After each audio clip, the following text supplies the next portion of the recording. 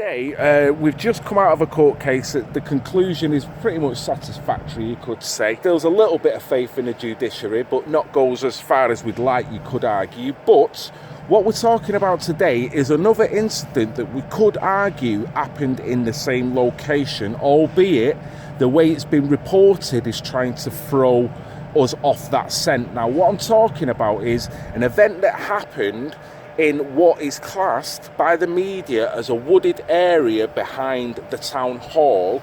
Right, this happened on the 31st of March, okay?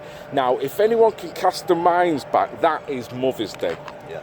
Okay, so this happened at roughly about 5 in the morning, I do believe. 5 o'clock in the morning. Right, Billy alerted me to this via a link. Now, Billy, you can tell me from your perspective how you found out about it and what you know of it so far today. So, the first bit I heard about the rape itself was in Rochdale online, or a Greater Manchester Police notification saying that there'd been a rape. And it's like 2 weeks later that they've announced this. Right. So knowing we do patrols in the park, we'd not seen no other information in the park itself. So when it came out, first question I asked is, well, why has there not been a public warning that this is happening in the park, that there's a rapist at large?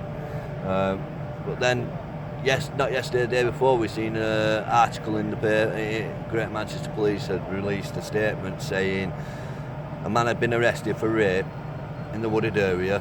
What took place in the wooded area behind the town hall. Now, for all those who watch your videos and watch mine, that area is called Broadfield Park. So I'm absolutely livid at the stat padding, because that's what it is. It's walled off, so it is literally separated. There's no confusion. 45 yards from where the incident supposedly allegedly took place, there's a sign saying "Welcome to Broadfield Park."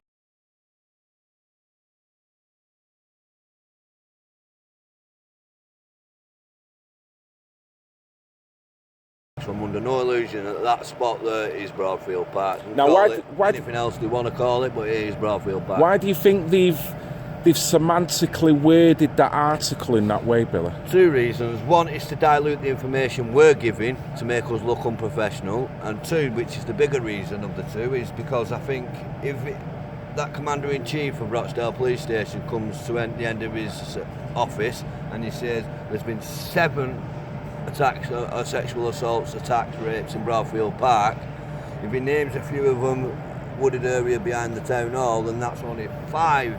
Sure. Yeah. In Broadfield It Park. doesn't create a pattern.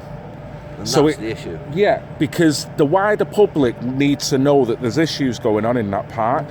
So for him to word it like that almost says, well, it didn't happen there, so don't worry about that. Whereas if it would have said almost, which you wouldn't expect, another incident in Broadfield Park, it gives it that more serious element that there's a pattern emerging. And the other problem is it's right next to the police station, so there's no excuses for not patrolling it yet. They're still not. The only 2 times we've seen is both. Once when I was with you and we've got the footage. Yep. And the second time is we was out in the park putting the signs up about warning about rape. There's been raped in the park, be careful. You know, so some signs we cable tied them to lampposts. When we did that, 6 policemen turned up, riot van. We'd had a report for suspicious lads were walking around the park. So I made a wise track saying at least I got you out in the park. You know what I mean? But that's the only time I have seen police in that park. Do you believe they were watching your stream in order to follow you, or do you reckon it was just a report? Either that or they seen us out the window from the police station. Wow. You know what I mean? But I don't believe that someone called us, because I don't know who could see us from there, unless a passerby in a car has spotted us and done it that way. But which would be good if that's how it was. Yeah, but good. I wish they were doing that every we don't day, quite know as to why they followed and what intelligence they got from who. You know from experience, we go live, the police seem to turn up every time.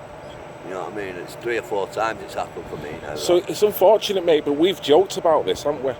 You know, we could kind of kill 2 birds with 1 stone in terms of getting full surveillance and accountability, you could argue, for Broadfield Park by PAG UK camping out in the middle of the park and continually streaming. That would mean that would alert the police that you're always there, which would bring the police to the park on a more regular basis, and then boom, you're covering the park.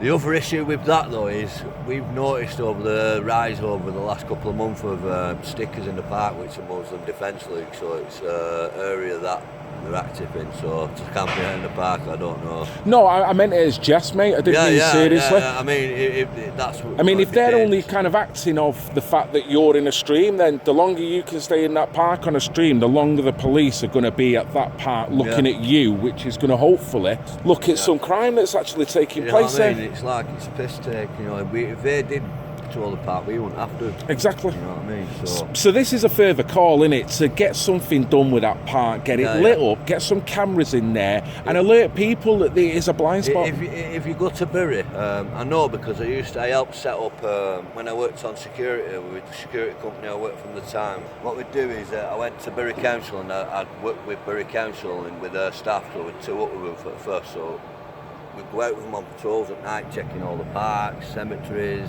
industrial units and all that. We don't have that in Rochdale. And they lock the parks up at night in Bury and Oldham. Yeah. They don't do that here. And then maybe that's something that we could do, you know, maybe have some steel gating put on and have them locked at night. So get like park wardens locking it up at night. Well, we've got park watch, and it's not just Broadfield Park that's an issue in Rochdale. We've got 4 or 5 very big parks that are all an issue, but it seems to be Broadfield Park at the minute, situated in the area it's in, seems to be the main one with incidents. Which is so ironic when it's as close as it is to the police station. Of course, yeah, I could throw a brick from where both incidents, all 3 incidents happened, I reckon I could throw a brick in at the police station with all 3 incidents. So you can see, Broadfield Park, there's something going on there. The police, now utilising the media, are trying to downplay the vulnerability of that park, the security issues of that park.